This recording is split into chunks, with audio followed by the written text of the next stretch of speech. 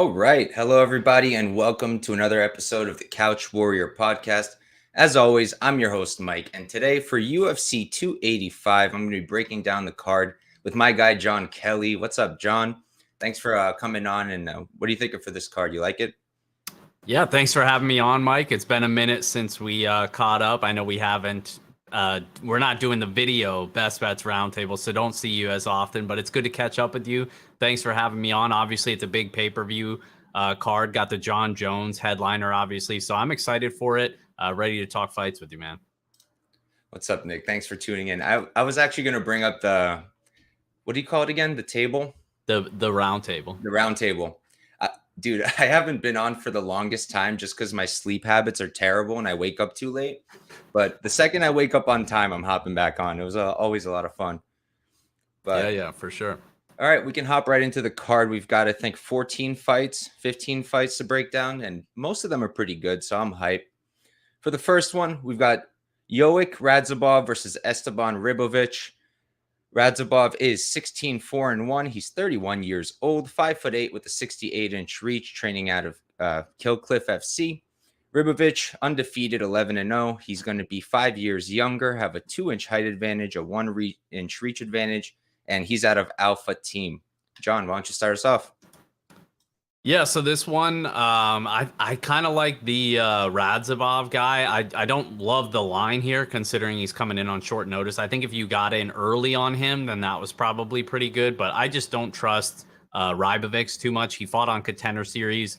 For those that don't know, I do a lot of work with Dana White Contender Series on my YouTube. I go really heavily on every Dana White Contender Series prospect, break down every single fight, basically watch every fight that they do on the regional scene. Ribovics is not somebody that I was impressed with. He fought out of Argentina, but never really faced any sort of level of competition. And even the guy he fought on Contender Series, Thomas Paul, I think his name was. I mean, the dude was a jobber, been knocked out a bunch of times before. So even though he was able to get the first round knockout and it looks great there, I still have some concerns with Ribovics moving forward, especially being tested at the UFC level. And even though Radzhabov's making his UFC debut, he's a guy who I think is at least UFC level. He fought over in PFL. He actually has fought decent opponents in PFL and has looked pretty good against most of the people that he's fought. His biggest issue is his cardio, but he's a good grappler. He can land multiple takedowns. I think he's basically just the better, well-rounded fighter in this matchup. Like I said, the one concern is it is a short notice fight, and we do have a big favorite here who historically struggles with the gas tank. I'm just not sure that Ribovics is going to be able to make him pay. So I think Radzhabov wins, but no bet for me on the first card opener. Yeah, I mean, I'm on the same side. And I was going to say Thomas Paul had the best glasses I've ever seen. And like, it was like his Tapology picture. They're like this small. And then he even wore them on like for the Contender Series once the show was going. Like they do like those videos where they talk.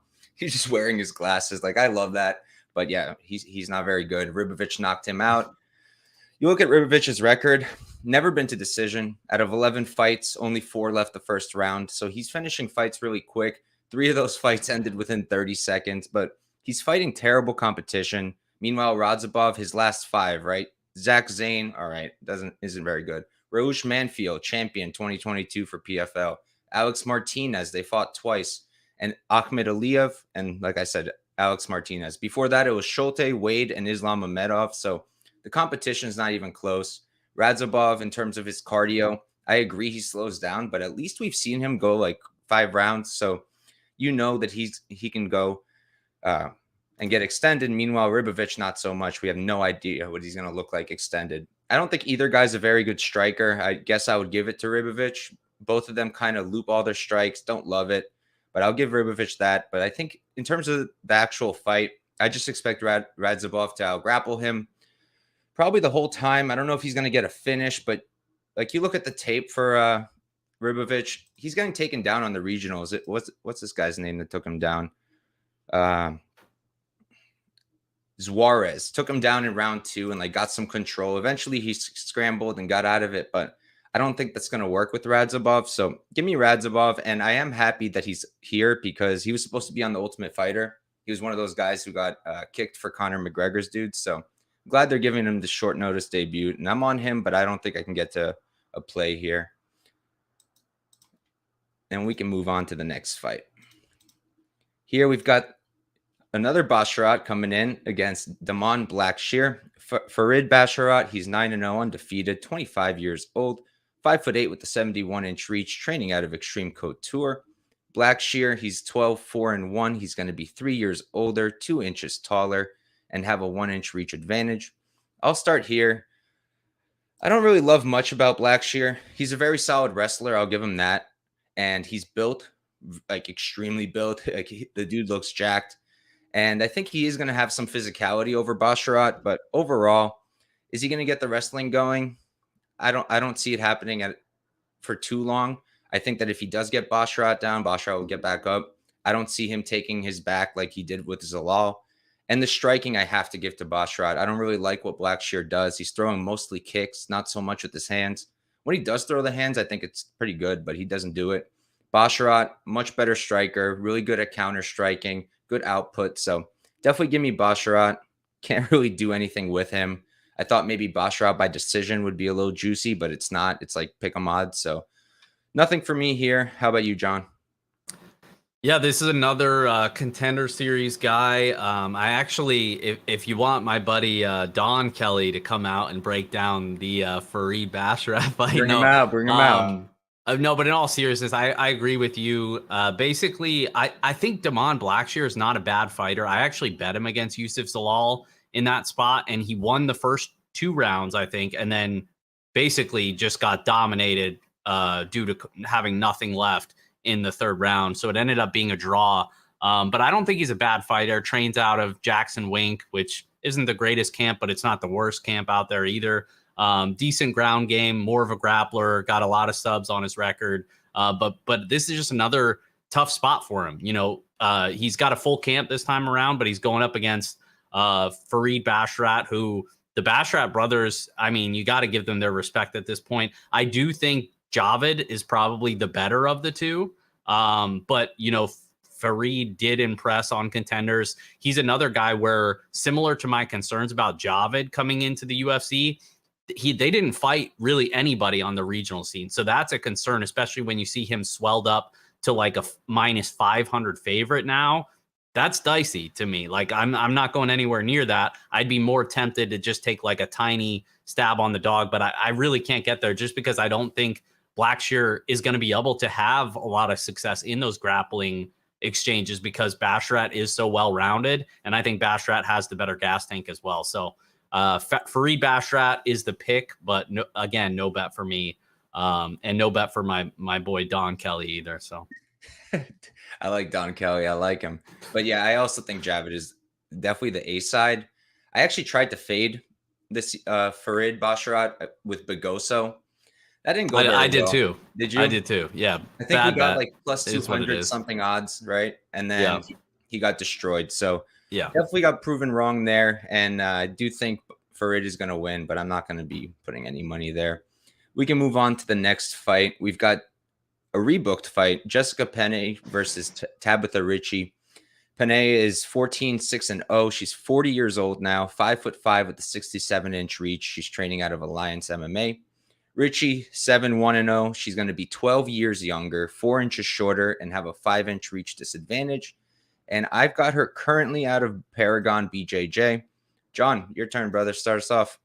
I mean, you already know it's Baby Shark season. When Tabathi Ricci comes to town, I mean, you already know what it is. No, but really, honestly, I just think Penne doesn't pose many threats at this stage in her career. And I think the way she matches up with Ricci, like you say what you want about Ricci, Ricci gets a lot of hate because she is undersized and she's not a great striker. But what she does have is good takedowns, decent control game. Like she is good at winning minutes, especially if you give her a fighter that can't defend takedowns. And that's what we're getting here with Jessica Penne, who only defends takedowns at 40%.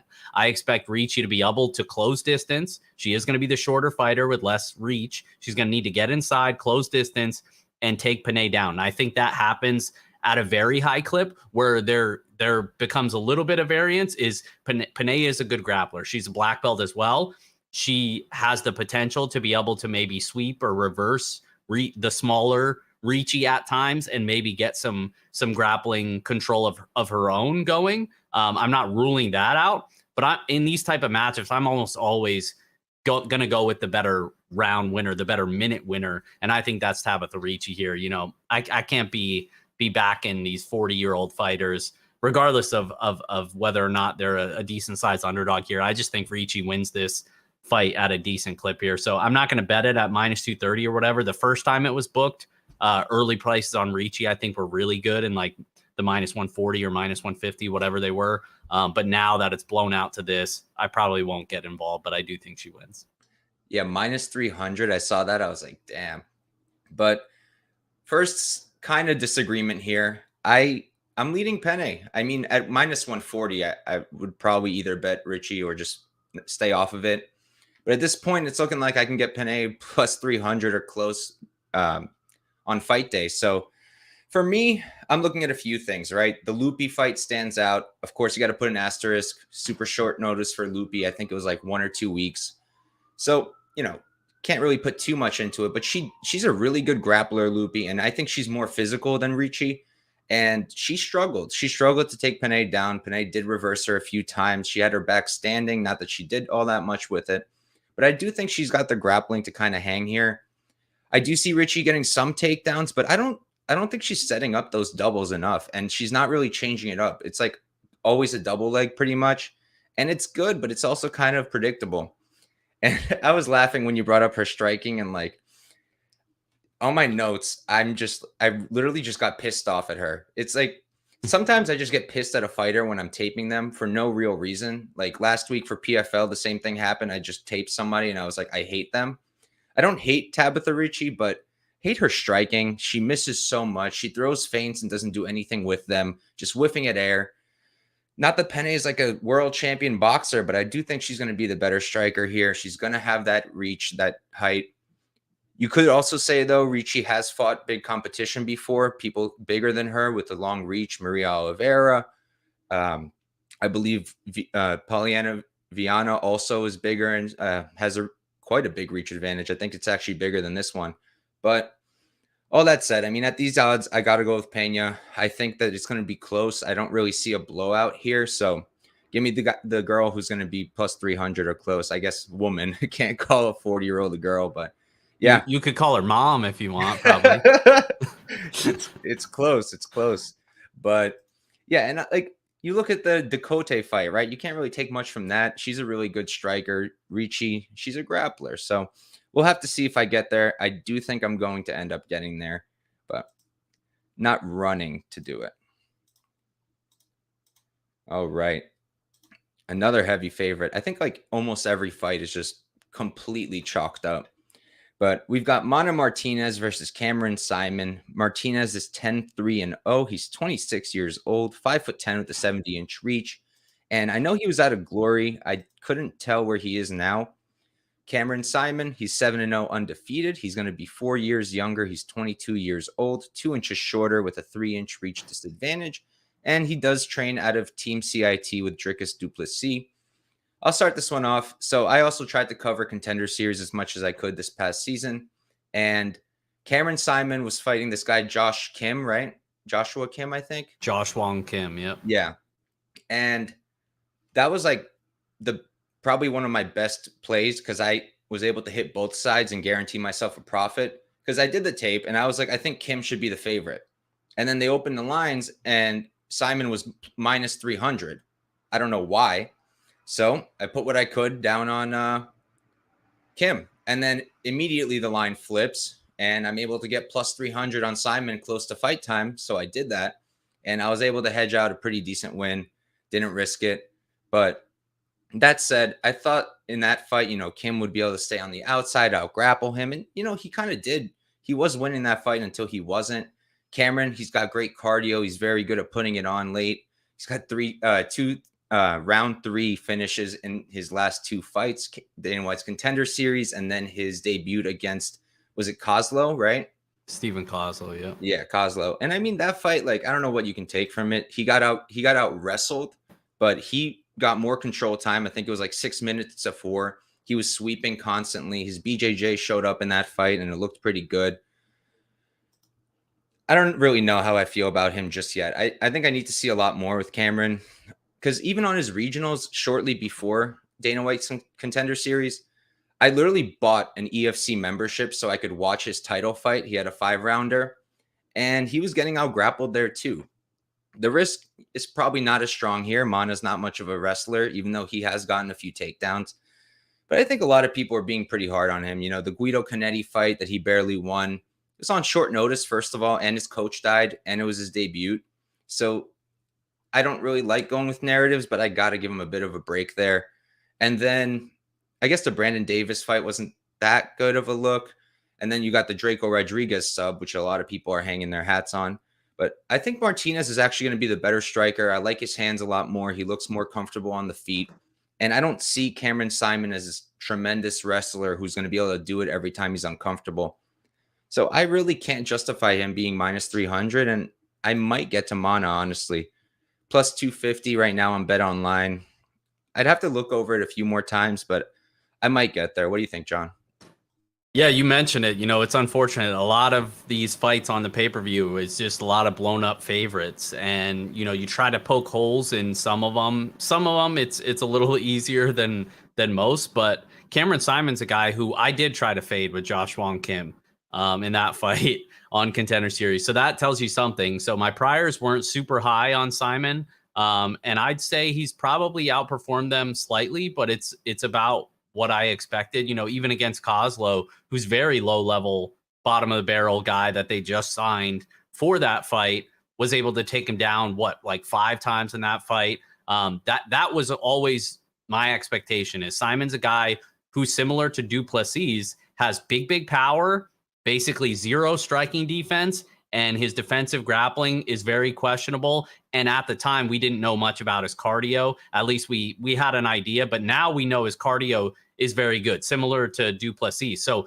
just being a super athletic young fighter who has power, that's going to get him at least far enough. It's gotten him to this point, but I do think at some point we're going to get a big fade on him. I don't think it's Mana Martinez. And the reason being is because I think the cardio discrepancy here is very big. Mana Martinez slows down in all of his fights.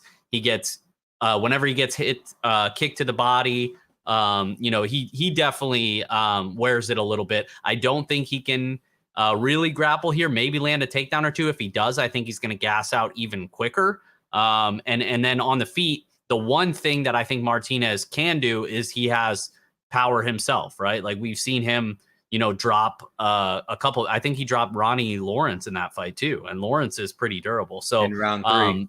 yeah, so he does have power. So I'll give him that. And like somebody was saying in the chat, like Saaiman blocks punches with his face. So it wouldn't be the craziest thing if he sparked him early. I just think the overwhelmingly likely outcome is that Saaiman takes over as the fight goes on and probably gets a late finish. So I'm like, oh, maybe I'll take a look at the late finish props here. And if you looked at all, they are absolutely disgusting because the books are already sharp to it. Very ugly prices on late round finish. Maybe FanDuel, when they release theirs, maybe we can get a playable line on something. But yeah, it's slim pick'ems out there for this fight. Yeah, when I was leaning the Saaiman way originally, I was thinking about the sub. It's at plus 500 on Bet Online. I think we might get better odds.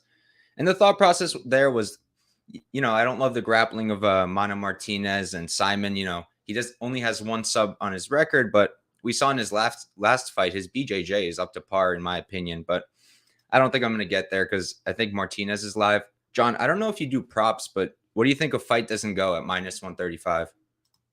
Yeah, you know, it's funny you bring that up. I was actually talking to somebody earlier in the week. Actually, it might have been earlier today. It was earlier today about the under because I kind of like the under 2.5. I don't know if I'll bet it, but that's definitely my lean because both of these guys have power. Neither of them really play defense. And one guy has kind of a big cardio issue. I'm not sure where he's training now. I think Narco Cop said he's at some like boxing gym in Houston, but I don't have the name. But yeah. Yeah, Tajik also saying Houston. I wonder if he's at the same boxing gym. I know Ike Villanueva and Mike Jackson, I know 2 studs, are in some boxing gym in Houston. I really hope he's not there because then it's definitely a fade for me. But I think I might go violence. I kind of like that spot too. Yeah. And we can move on to the next one. Talk about chalk. We've got Ian Machado Garry versus Kenan Song. Garry, 10-0, undefeated as a pro. He's 25 years old, 6'3" with a 74-inch reach, training out of Kill Cliff FC. Song is 19, 6-0. He's going to be 7 years older, 3 inches shorter, giving up 2 inches in reach. And it says Tiger Muay Thai. I don't know how accurate that is. He's actually a Jackson Wink, I'm pretty sure, but I could be wrong. John, why don't you start us off? Yeah, this one, I don't really have a ton to say here. I think this one's pretty clear. It's another layup spot for Ian Garry. You see that in the price tag at minus 650 or whatever he's at. But I think Ian Garry is kind of like similar to Saaiman in a sense, where I kind of have the same read on him. He's a good striker. He's got power and seems to have, okay cardio. But I have more questions with Ian Garry's ability to defensively grapple. And I don't think Kenan Song's going to be able to take advantage of that. Historically, he does not grapple at all. He's more of a guy that tries to land something heavy. I don't think he's going to do that. If he goes toe-to-toe with Ian Garry here, I think he's at a massive disadvantage, obviously. That's not a hot take because that's what the line is telling us, but he's been knocked out 3 times in his career. I think Garry's a better striker. I think he's more powerful, and I think he's more durable. So I think he gets the knockout win. Yeah, what can I really add there? I feel like this is a step down from Gabe Green, and I thought he showed up in the Gabe Green fight. So I tried to fade him there, didn't work out. I will try to fade him again eventually, but I'm going to need someone better than Song Kenan. In terms of anything to add, I was thinking about props. I don't see it on best fight odds. They're weird today, but I know that I saw Garry, I think at like minus 115 for the KO prop, something like that.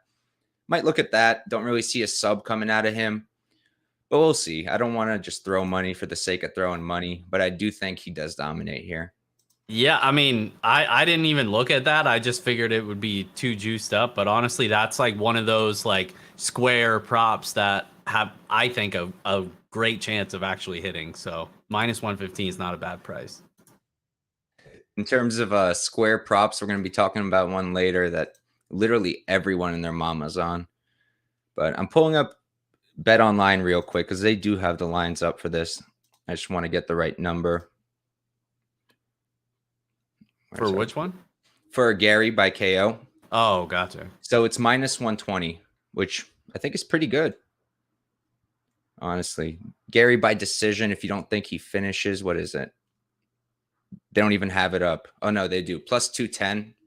Not terrible, but I do think he gets a finish. So I'll be looking at that minus 120 myself. And we can move on to the next fight. We've got Julian Marquez versus Marc-Andre Barriault. Julian is 9-3-0. He's 32 years old, 6'2" with a 72-inch reach. And I actually do not have his camp on me. I think he used to be at Glory, but we know what happened with Glory. Barriault, 14-6-0. He's 33, 1 year older, 1 inch shorter, and he's got a 2-inch reach advantage. I'll start this one off. I don't have a play here yet. I think the odds make sense, but I'm kind of leaning Marquez. I know a lot of people are looking at the Maki Pitolo fight, and they're like, look, he's getting dominated on the ground. I was a Maki Pitolo fan. I never really subscribed to the idea that he was that bad. I think I was kind of wrong in that regard, but I still don't think he's horrible. I don't think that's the worst look. I think in terms of the striking, Marquez is going to be better. And I think this is a little bit of recency bias because going into the Gregory Rodriguez fight, I think they were close to evens, if I remember correctly. And yeah, he got smoked, but that's Gregory Rodriguez. I think that in terms of the striking, I give it to Marquez. I give the pace to Barriault. I give the grappling, I guess, to Barriault. I get that side, but my lean right now is Marquez, maybe by finish. I need to tape this one a bit more. What do you think, John? Yeah, so this will be one of our disagreements here. I was leaning MAB. I wanted to play Marc-Andre Barriault, but a lot of people just moved it. I know people that are holding plus money on MAB, and now he's like minus 150 or something. But I do think he's the rightful favorite here. I'm kind of a guy that relies a lot more on minute winning ability than, these not like meme finishes, but guys that have to come back in their fights and finish to be able to win. And that's kind of how I view Julian Marquez, because that's happened time and time again with him. Is the dude is not a good round winner. And it's because of the way that he fights. He's not going to put a lot of volume out there. He does have clear finishing potential because he's very powerful with his left hand. And he's like got the opportunistic submission attempts. Like, he's not a bad grappler. He just doesn't offensively grapple. It's typically after he gets taken down and controlled and stuff like that. So now you're going up against a guy in Marc-Andre Barriault, who I know is going to be putting more volume out there. Historically, he's a high volume striker. He's been able to keep that pace over 15 minutes. And I think the cardio discrepancy, this is another one. I favor the power bar, Marc-Andre Barriault, because I've seen him be able to push a hard 15 minutes. I know he can do that. Whereas Marquez, in most of his fights, he's slowing down as it gets extended, unless he gets some sort of comeback victory when he's already dropped the first round or two. So I think Barriault's the rightful favorite just because I can rely on him to win rounds if he doesn't get finished. Whereas I think Marquez needs a finish in order to win. So I think the odds now are about right where it's at. You might have just talked me off of Julian Marquez. We'll see. This is Well, one of the fights I that think want to I'm not more. trying to talk you off of him, but if you do play him, I would say just take an ITD or some sort of violence prop, just because it's like, I mean, I don't think his decision equity is really there at all in this fight, or at least not much. Yeah, I'm thinking maybe Marquez decision, no action, because Yeah. Barriault, he's not the best finisher. He could come in late. I already pulled up his round 3 prop. It's not that great, plus 1100. But I like you said, I don't see Marquez really winning by decision at a high clip, or really even like at all. I think if they went to decision 10 times, I have a hard time saying Marquez won any of them. So yeah, if I do play him, it'll probably be decision, no action. Might just stay off of it. We'll have to see. But that's one fight that I definitely want to tape more before I do anything. And we'll move on to the next fight. This one's actually pretty good, and one of the only fights that's not chalked up to hell. Viviane Araujo versus Amanda Ribas. Araujo is 11-4-0, 36 years old, 5'4" with a 68-inch reach, and I've got her out of Cerrado MMA. On the other side, you've got Amanda Ribas. She's 10-3-0. She's 7 years younger, 1 inch shorter, and she's given up 2 inches in reach. She does train under her father. I don't think that has changed. John, why don't you start us off? Yeah, so this is one I have a bet on. So far I have 2 bets for this card. This is one of them. I bet Amanda Ribas at -120.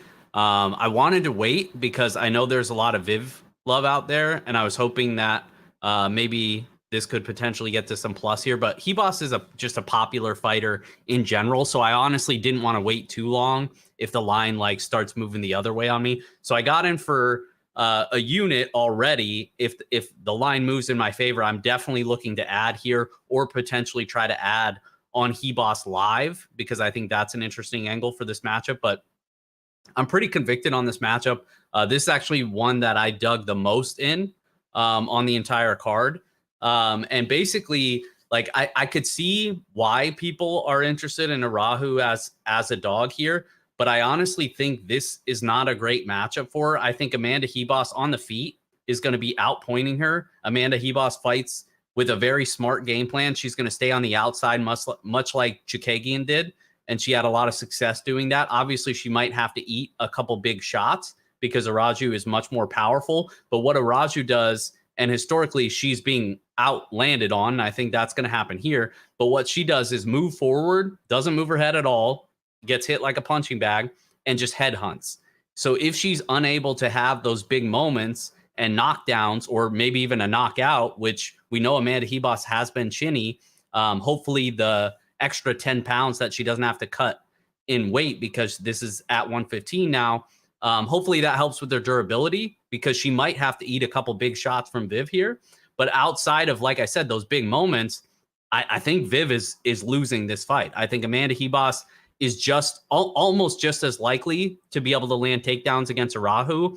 I wouldn't be convinced that Araujo is able to just take her down and top time her. And even when she does have grappling success, Araujo historically is not a good control grappler. Basically, every time that she does take people down, they're working back up to their feet within a couple minutes. Like she never really is having sustained grappling success. And even at times when she does, like in that Chookagian fight, she was in mount for like 3 minutes of that second round. And as soon as Chookagian swept her and got back to her feet, she was already gassed. She was a standing corpse and a punching bag. And that's what happens because Araujo's cardio, it fails her in almost every single one of her fights. And I know people are like, oh, you know, it looked better in the Alexa Grasso fight. And it did look a little bit better, but it still wasn't good. And as she gets older now, she's almost 37. She turns 37 this year. Your cardio is not going to get better. And in every single one of her fights, as she starts to slow down, all of those things that she can kind of mask early, her being a punching bag, her not moving her head. Chookagian landed 3 flush knees right up the middle. Andrea Lee dropped her with a flush left hook just because she doesn't play defense and she gasses out. And I think all of those things combined, Ribas is going to be the better minute winner in this matchup. She just has to avoid getting dropped on the feet, or if she does get taken down, she's going to need to just not stay on her back and be able to sweep. And I think she's a good enough grappler to do that. So I like Amanda Ribas here. I know that was kind of long-winded, but like I said, I'm pretty convicted on this one. So give me Ribas money line -120. Making me nervous, John. I'm on the other side. This is the first time our bets are on different, but yeah, I definitely get the Araujo issues with her cardio, and I'm sure you can't really depend on her improving it that much. Like you said, she's almost 37, which I found surprising. I really didn't think that was the case. But, you know, her last fight, like you said, her cardio did look a bit better, and that was 5 rounds against Alexa Grasso, who's about to fight for the title. I think that was a relatively close fight. I got to rewatch it again. This is another fight that I want to tape more. I'm on Araujo, but just a unit. I'm not extremely confident, but I do like her striking more than I like Ribas's. She's been tested against way better competition, in my opinion. I know they both fought Chookagian, but you look at her last few: Grasso, Lee, Chookagian, Roxanne Modafferi, okay, and Montana De La Rosa. On the other side, you've got Chookagian, Jandiroba, Rodriguez, then Paige Van Zandt, and Ronda Marco. So I guess it's relatively close now that I read it out loud, but I like Araujo. I like her striking more. She is a bit hittable, and you look at Ribas, 70% striking defense. That's pretty impressive. But I also would say she hasn't fought any great strikers other than Chookagian and Rodriguez. Rodriguez did knock her out, and the Chookagian fight was close, but maybe I'm biased. I had Chookagian. I thought she won that fight. I didn't think it was a split, but I know a lot of people think differently. So are you on the other side, John? I bet Ribas, but yeah, I scored it for Ribas. No surprise. We need someone without bias then to tell us what's up. But yeah, I like Araujo to win on the feet. Both women have really good takedown defense, 88% for Ribas, 90% for Araujo. So because of that, I actually kind of think we're going to be on the feet for the most part. And if anyone is shooting, I think it's going to be Araujo. You don't really see Ribas shooting all that much. She did it against Chookagian, but I think that was more so because Chookagian, in my opinion, is a better striker and had the size advantage there. Ribas went up for that fight, right? A weight class. Yep. Yeah. And this is the same weight class, so she's staying up, it looks like. Yeah, Fight Club bringing up something I was kind of thinking about. Maybe her striking defense is a bit padded, but I think it's a decent enough sample size to say it's pretty good. But we can move on to our next fight. And we've got earlier you brought up something about I forgot what it was. I don't remember now, but Dricus du Plessis drives me insane, man. He drives me insane. I think looking at him every time on the tape, I'm like, this guy is terrible. And then he just pulls it off. But let's introduce them first. We got Derek Brunson versus Dricus du Plessis. Brunson is 23-8-0. He's 39 years old, 6'1" at the 77-inch reach. And I'm pretty sure he's at Sanford MMA. Dricus is 18-2-0. He's 10 years younger, same height, giving up 1 inch in reach, training out of Team CIT. So I'll start this one off. Like I just said, Dricus has been an enigma to me. I cannot get a read on this guy. I think I bet against him almost every time, if not every time.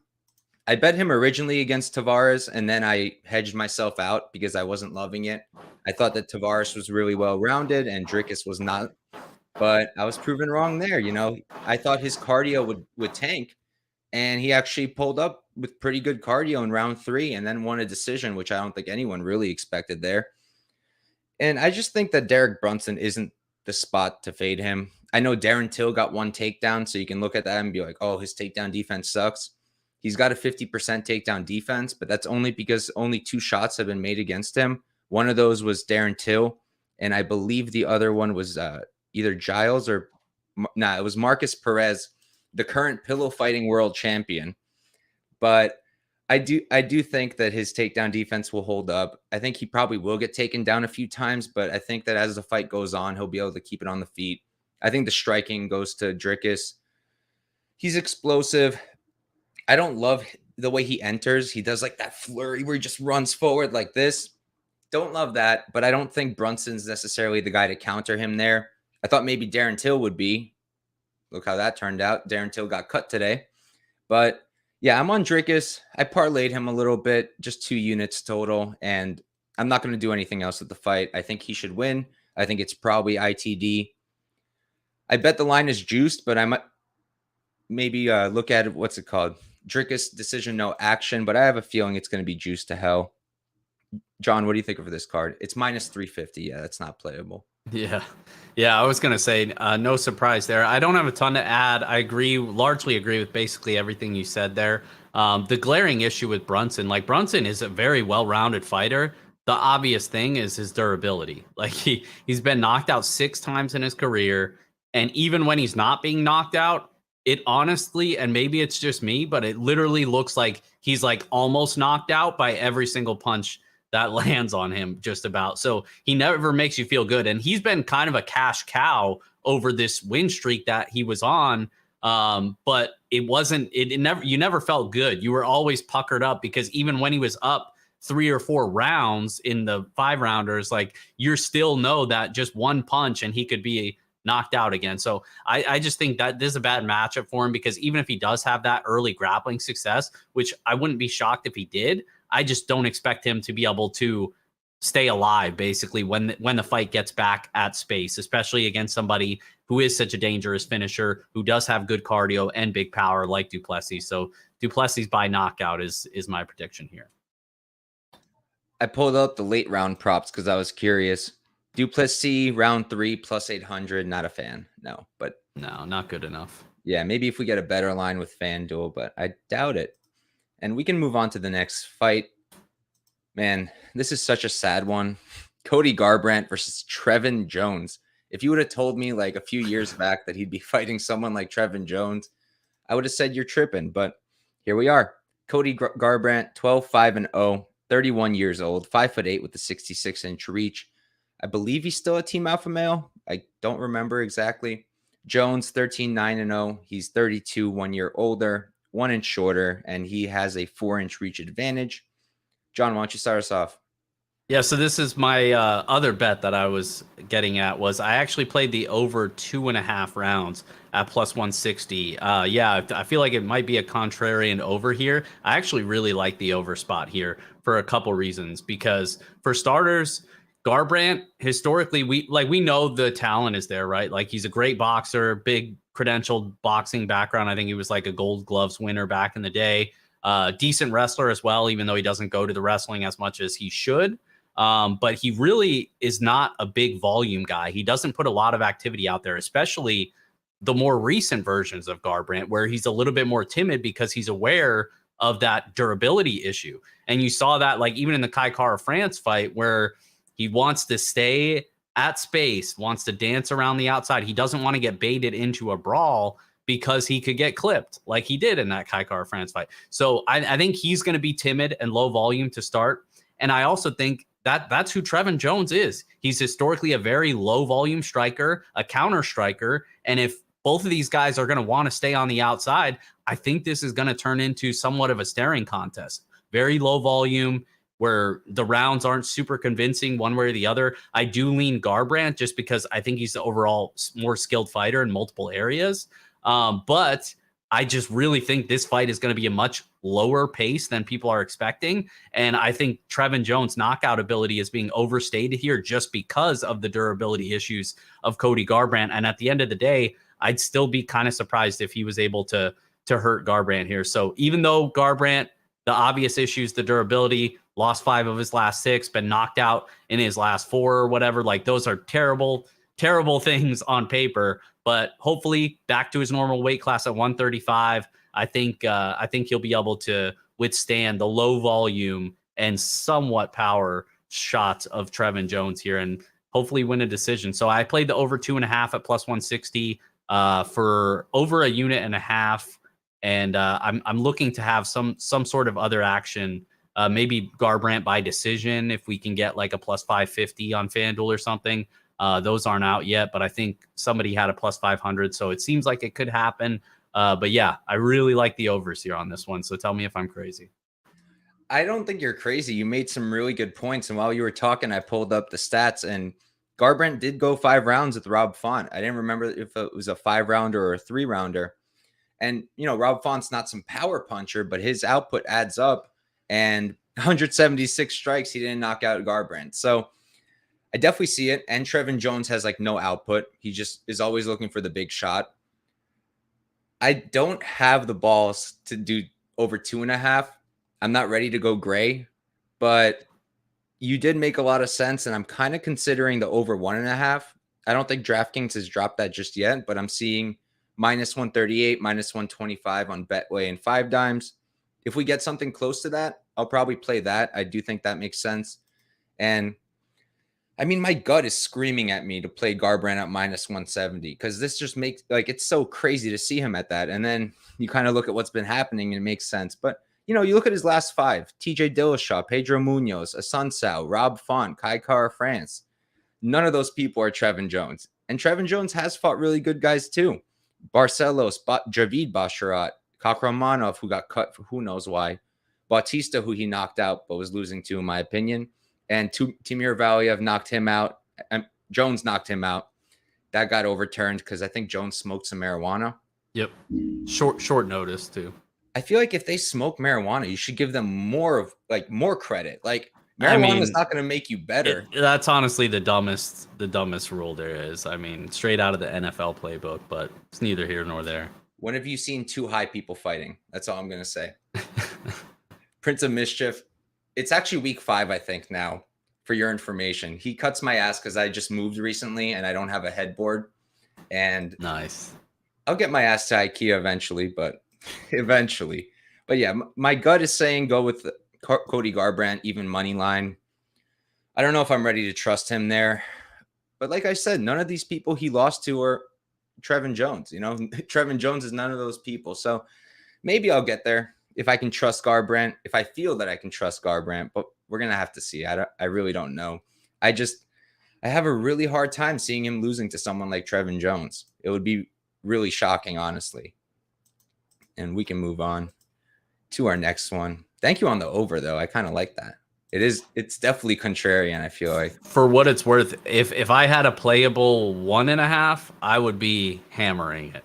I don't have those books that you mentioned, and I didn't see a 1.5 on any of the others, at least not yet.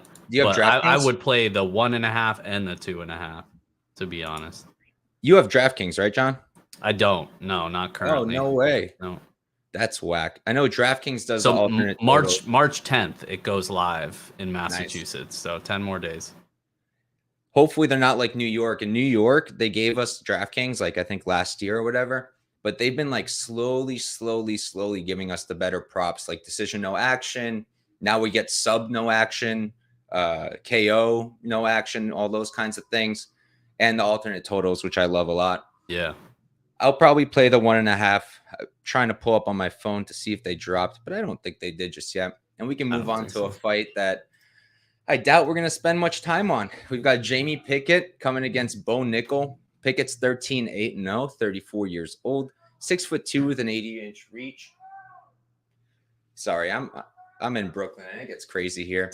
But just a casual murder on a Tuesday night. 3 days ago, I live in not the best neighborhood. 3 days ago, I'm in bed sleeping, and I just wake up to the craziest noises I ever heard. Turns out a dude down the block was just beating the living daylights out of some other guy. And it went on for so long. And it sounded like gunshots to me. I think he was like hitting him against the wall or something. It was crazy, dude. It was crazy. And this neighborhood freaks me out, but it's also very loud. But City life. yeah, I know, Prince of Mischief. It's all good. But yeah, going back to this, Nickel on the other side, 3-0, 27 years old. He's 7 years younger, 1 inch shorter, and giving up 4 inches in reach. I'll start it off because there's really nothing to say. I mean, Bo Nickel is going to run through him. He wins however he wants. And that's kind of why I played round 1 KO for him, plus 500. Because the way I see it, everybody and their mom is on this sub, right? Everybody. And they're putting like 3-4 units, and I get it, but I also don't. Because ground and pound TKOs happen all the time with grapplers. And how can you be so confident on the sub that you're willing to put like 3 units? Yeah, it's likely, but it's going to suck if he wins by KO instead. Like it'll just suck. So I couldn't get there. And I went with KO because, like I said, I think the fight round ends in round 1 at a really high clip, if not every single time. And I think that he can win this fight however he wants. So if he's on top and he wants to pound away, I think he can do it. If he is on top, or if Jamie Pickett shoots for some reason, I think he's going to submit him. But I'm willing to take the shot at plus 500. I can play it for only a quarter unit, whereas otherwise I'd have to put like a unit or 2 units to win anything good. So give me Bo Nickel, round 1 KO. How about you, John? Yeah, I mean, I don't mind that look. That was the one thing I was going to say is it seems like sub versus KO, the discrepancy is a little bit wide. So I don't hate the angle that you took. I do agree Bo Nickel wins in round 1 here. It probably comes by sub, but to your point, I mean, plus 500 for positional TKO possibility, or maybe even a standing KO is not a bad look here. I just think he can win this fight wherever he wants to. Jamie Pickett was taken down 3 times by Kyle Dawkins, only defense takedowns of 65%. And Bo Nickel's probably the best wrestler the UFC has ever seen, bar none. So, yeah, Bo Nickel, by sub, round 1. Don't hate a small stab on the KO just because they're a bigger number than it should be there. All right. Do you think at any point until like before he fights for a title that Nickel will be like under minus 1,000? Yeah, I think so. I mean, if he's not, that's absurd. I mean, I'll just be like, look, I mean, think about it. Like, it's not that this division's like super great, but I mean, there'd be a few people where if he's a minus 1,000 towards the top of this division prior to fighting for a title, I'm going to be betting big on the other side. Yeah, I'm hoping he eventually fights Vettori because I feel like that's a decent spot to fade him. Not that I'm going to be super confident in Vettori, but I feel like that's a decent one. Yeah. Yeah. I mean, it always depends on the number, but assuming he's a massive, massive favorite, yeah, I would be right there with you. Dude, I guess we would lose together then. If Vettori loses to freaking, what's his name that he's fighting? Roman Dolidze, I'm going to lose it. I'm so over Roman winning fights he shouldn't win, man. I'll be very, yeah, I mean, I at this point, like, I just have to, I have to, what's the word I'm looking for? Not give up. There was another word I was looking for, but I got to give up on Dolidze, man. He's burned me so many times trying to go against this guy, but I'm going to do it again because I think Vettori's just better than him, but we'll see. I'm going to do it again too. It's been literally every time. And like, I should love the guy. He's Georgian and Ukrainian. I'm Ukrainian. My girlfriend's Georgian. And every time he fights, I'm like, I should love you, but I don't. And I try to fade him, and it costs me every single time. Maybe that's why. Maybe that's why he keeps burning us, because you're going against your heritage there. Yeah, he's like, what the hell, man? But we can move on to the next fight. I really, really like this one. We got Mateusz Gamrot versus Jalen Turner. Gamrot's 21-2-0. He's 32 years old, 5'10" with a 71-inch reach. And I think he's at American Top Team. Pretty sure. Yep. Turner, 13-5-0. He's 27. He'll be 5 years younger. He's 6'3", which is tremendous at this weight class, 5 inches taller. And he's got a 6-inch reach advantage. Is RVCA correct for his gym? I'm not positive sure where Turner trains. Yeah. But why don't you start us off, John? What do you think for this one? Yeah, boring take for me. I think Gamrot is going to be able to have repeated takedowns here. Jalen Turner is super dangerous. I'm a huge fan of Turner, so I kind of wanted to come in here liking Turner. I just, outside of him being able to land something big early, which I guess is possible, I just don't think it's super likely. I just think he's getting taken down on repeat here, basically from the opening bell. Gamrot is a very good wrestler, lands like what is it? 4.66 takedowns per 15 minutes. Turner doesn't have awful takedown defense, but it's also like not super great either. Obviously, you go back to a couple of years to the Frivola fight, was taken down, I think, 4 times in that fight. The Jamie Malarkey fight was obviously dominating the striking, but then Malarkey took him down and controlled him till the round ended there. I just think Gamrot, even though he's not like a great control grappler, I think mat returns are going to be nonstop in this fight. I think the takedowns, I mean, he's going to be racking up the takedown count.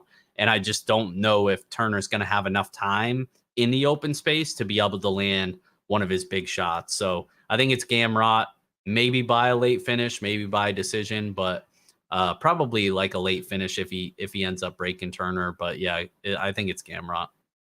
Yeah, I'm on the same side. And like, this is another fight where like I think there's recency bias for sure. Because Gamrot fought Beneil, didn't do as well as a lot of us thought. I'm sure a lot of people fading him lost money there. Because that happens all the time. Sorry, one sec. But I think there's levels to this, right? And you look at their competition in the UFC, it's not even close. Gamrot, Beneil Dariush, Arman Tsarukyan, Diego Ferreira, Jeremy Stevens, Scott Holtzman. Okay. On the other side, you got Brad Riddell, great. Malarkey, pretty good. Uros Medic, we're going to have to see. Brock Weaver, who's abysmally bad, and actually took him down once. And he landed a takedown, yep. But he did get a takedown. And Kulabau, who he finished, Kulabau's been looking pretty good, I'll have to admit.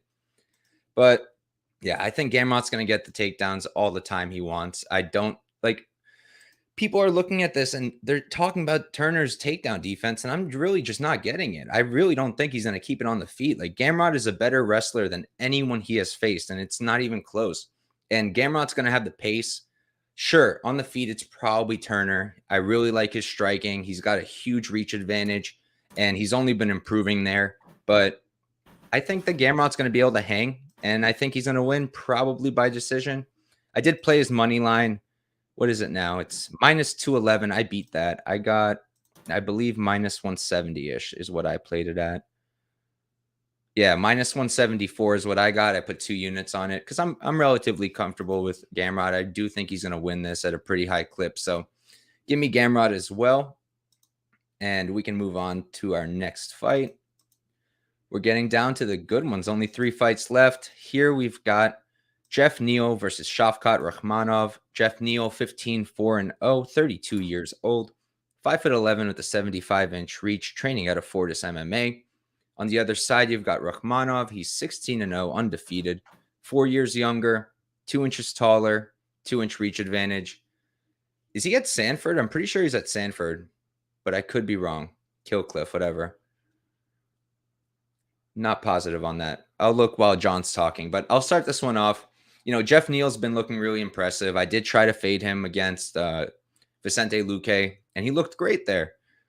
I just don't think it's really going to matter. On the feet, I actually do give Neal a slight edge, but I think that on the feet, Shavkat can compete, and I think that he's just a different level of wrestler than anything Neal has seen so far in the UFC or in general. And I do think he's going to get the takedowns. I do think he's going to get top control. And I think he's going to win this fight, probably ITD. And that's what I did. I did play his inside the distance line. I think I got it at, let me check, minus 155 for my 1.6 units. It's sitting now. I know money came in. Now it's, let me check, minus 175. So beat the line movement a bit there. I do think he's going to finish Neal. I think it's going to happen late, though. And yeah, give me Rakhmonov inside the distance. How about you, John? Yeah, I think that probably is the most likely outcome. My prediction in my write-up was Rakhmonov by submission. I do think Neal has the striking advantage here, and I do think like getting involved at this big of a number on Neal is not the worst idea. just because it is probably the best fighter that Rakhmonov's ever faced. And Rakhmonov has looked great in the UFC. He's fought, I think, 4 times. Looked great. I mean, you can't really complain about much. But I do still think there's some questions. You know, if fights get extended, you know, he's not a high volume guy on the feet, not going to put a ton of activity out there. Basically, needs to, you know, get in close, clinch, grapple you. It is a very slick submission grappler, and I think that's what's going to be the difference here. Is Neal is the more powerful striker. Neal's historically a high volume striker. I would be shocked if he's not winning the minute striking. The problem is Rakhmonov is very good at clinching up against the fence. He's very powerful in getting you to the ground, and he's very slick with the submission attempts. I just think eventually that's going to be the difference, that he'll be able to find a sub against Neal. But plus 400 or whatever, it's starting to get to the point where I'm half tempted to get involved with just a small poke on the dog, but not 100% sure if I'll get there yet. Do you think if Neal does pull it off, do you see it happening by decision or ITD? I think either way is possible. He's very powerful. He has 8 knockdowns in the UFC. 9 of his 15 wins have come by knockout. But I mean, he's capable of winning minutes here if he can avoid those grappling exchanges. So, you know, I don't know, man. It's a tough question. I would say at this price, though, you don't really need to know. You know, just take the money line because it's plus 400 or whatever. Yeah, no reason to get fancy there, right? Yep. But all right, we can move on to our first title fight of the evening. We got Valentina Shevchenko versus Alexa Grasso. Shevchenko, 23-4-0. She lost to Santos. 34 years old, 5'5" with this. I had her there too. 66-inch reach, training out of Tiger Muay Thai. Grasso, 15-3-0. She's 5 years younger. Same height, same reach. And she's training out of Lobo Gym MMA. Why don't you start us off, John? Yeah, this is another blown out line on the favorite here. But I totally get why. I mean, I like Alexa Grasso. I'm a fan. I think she's a solid fighter. I'm glad she's getting the title shot. But I don't really see much of a path to victory for her here, just because while she is, you know, a good boxer, got great footwork, fast hands, high volume, all that is great. But historically, we know the way to beat her is if you're able to mix in the grappling. And in terms of the striking, I think Valentina, super technical kickboxer, not going to put as much volume out there as Alexa, but she is powerful with her kicking attack. And I think the physicality in the wrestling and grappling, that's what's going to be the difference here. Valentina does mix in takedowns at a decent rate. And that is, like I said, the way that you beat Alexa Grasso. You look up and down her record, the times where she's losing, she's being taken down multiple times. Carla Esparza, even the random Marcos fight, yeah, I think that ended in a draw, or maybe she won. But either way, I know it was close, and Marcos took her down multiple times. There's another one in there as well, the Macy Barber fight, which she won, but that was close. Yeah, Tatiana Suarez, who ended up submitting her. So, I mean, it's literally all of her fights. If you're able to take her down, have grappling success, you're typically beating her. And I think that's what happens here because Valentina is so good at doing that. She's one of the best in the division. And I think that's what happens here. So even though the line is blown out here, I think Valentina wins, unfortunately. So Shevchenko probably by decision for me. Yeah, honestly, I feel like this is another example of recency bias. I feel like if the Tyler Santos fight never happened, Shevchenko might be minus 1,000 or something like that because she's been nothing but dominant up until that fight or when she fought Nunes. But yeah, you pretty much said anything I could have said. I think that Shevchenko, I think the measurables are off. I really feel like Shevchenko is going to be bigger, if not by height and reach, definitely by physicality. Grasso pretty thin looking, whereas Shevchenko, nope, she looks ripped. And like you said, every single time she's losing or facing adversity, it's because she's getting out grappled. 3 takedowns by Macy Barber, 2 from Araujo and Esparza. I guess you could say like, okay, it's Esparza, but then again, it's Esparza, and Shevchenko is a much better grappler than her, so and much stronger. Was Grasso originally in a strawweight? I don't remember. Yeah, yeah. Because I know Esparza is and then I guess she went up. But I feel like that makes more sense for her just looking at her frame. And I think she's going to really struggle with Valentina. I actually think Valentina is probably going to find a finish. What's her inside the distance prop? I'll pull it up. Pretty sure it's juiced. Minus 150. I guess maybe not, but still pretty juiced. I do think she dominates. I really don't see a path for Grasso, as tempting as the plus 500 is.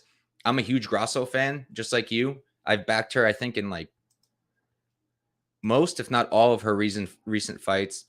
Almost positive I did. And I just think this is not the time. I think Shevchenko wins this. She establishes herself a little bit after that Santos loss. And yeah, I hope they run it back, her and Santos. That's my real hope. Gonna fade her if they do. But we can move on to the fight everybody's looking forward to. You got Jon Jones making his long-awaited return and his heavyweight debut versus Ciryl Gane. Jon Jones, 26, 1-0, 35 years old, 6'4" with an 85-inch reach. And he's not a Jackson Wink anymore, right? He's doing his own camp. Everybody's talking about that clip where he brought in some of the worst heavyweights in UFC history to train with for some reason. Don't know why. Maurice Green, I know they've been training together for a minute. Ciryl Gane on the other side, 11, 1-0. He's going to be 3 years younger, same height, giving up 3 inches in reach, 4 inches in reach. And he's out of MMA Factory. I'll start this one off. I'm on Jones. I took him for 3 units at minus 150.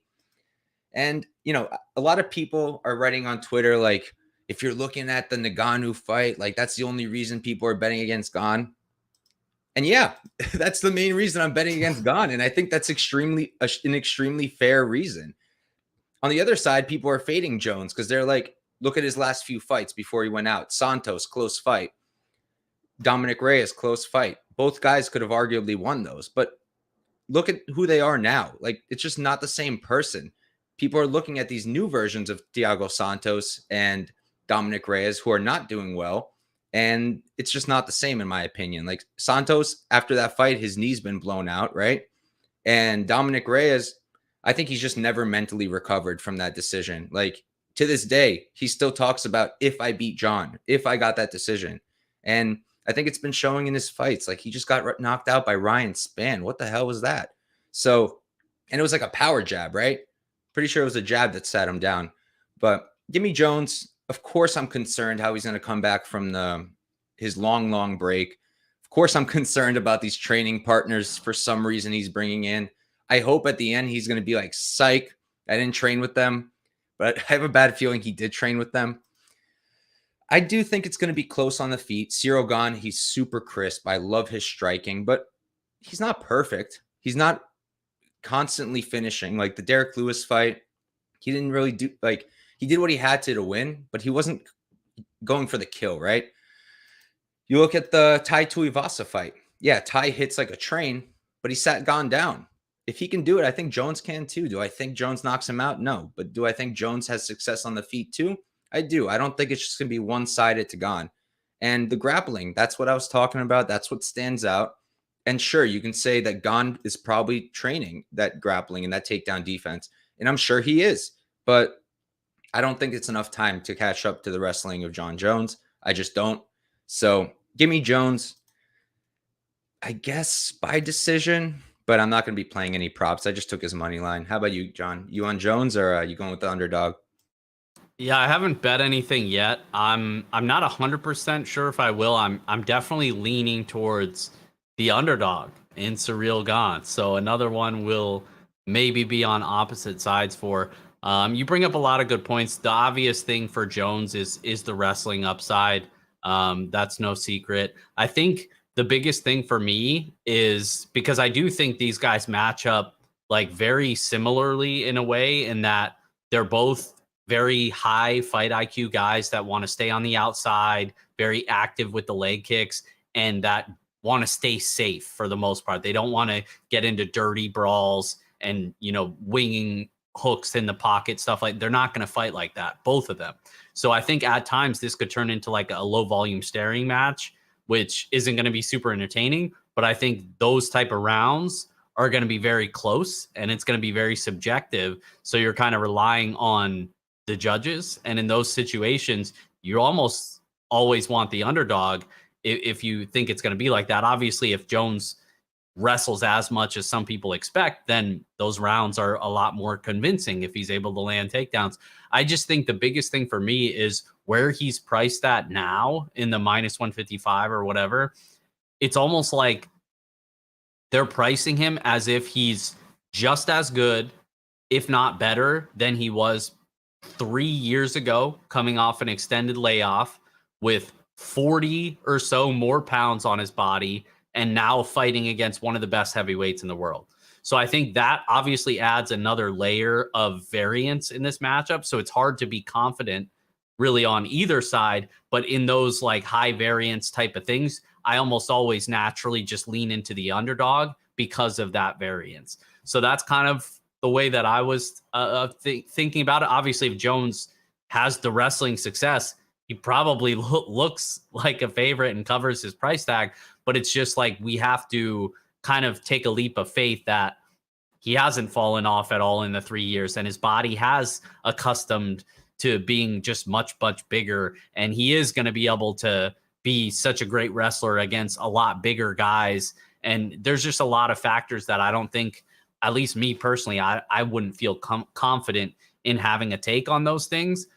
So me, it's really just comes down to the number. And because of all the variance, I'm just going to lean into the guy who's plus money. So I'm not 100% sure if I'll bet it. But Gane plus 140-ish is getting pretty tempting, especially if we get a little bit more plus money come Saturday, which we might, because as we know, Jon Jones is a very popular fighter.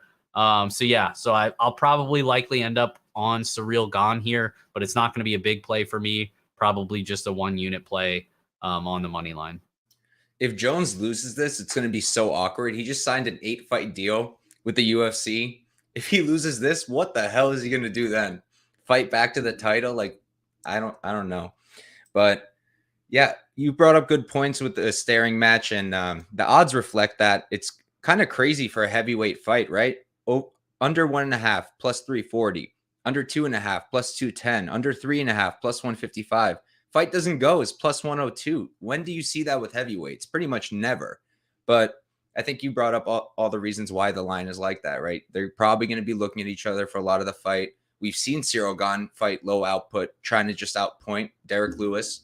So it definitely makes sense to me. But I'm on Jones. You're on Gane. I do think all the, like, what's the word? Casual money will come in on Jones like the day of or the day before. So I think anyone on Gane is probably going to get a pretty good line, maybe even like plus 160, which I can't blame anyone for taking. But I do think Jones edges it out. Well, that's a card. Thank you all for tuning in. Thank you to all the people currently watching live. I appreciate every single one of you. And appreciate you, Jon, for coming on to the show. Thank you. It's always fun when you pull up. I'm going to try to make it to the round table, maybe even this week. That'll be pretty cool. And yeah, in terms of my content, real quick, tomorrow we got the panel with me and Patrick from Addicted to Combat. We're joined by the Bane, Ben Davis, and the Wheezy. So that's dope. And then on not Thursday, on Friday, I'll be doing Prop Talk with Propaholic, our Twitter space. Make sure to tune in. Always dope. And Jon, like I said, thank you. Why don't you let people know where to find you? Yeah, thanks again for having me on, Mike. Always good to catch up with you. You guys can follow me on Twitter at Jon Kelly DFS. It's the same handle as my YouTube, where I do weekly breakdowns every single week. And I post all of my content. It's on my Twitter at Jon Kelly DFS. Appreciate it, Mike. And hopefully we both end up having a profitable card, even though we're on opposite sides on a couple of these. But hopefully we can both get there come Saturday. So thanks again. Only a few ones that were on opposite sides. Only a few. Yep. But, all right, guys. Thank you all, and good luck this weekend.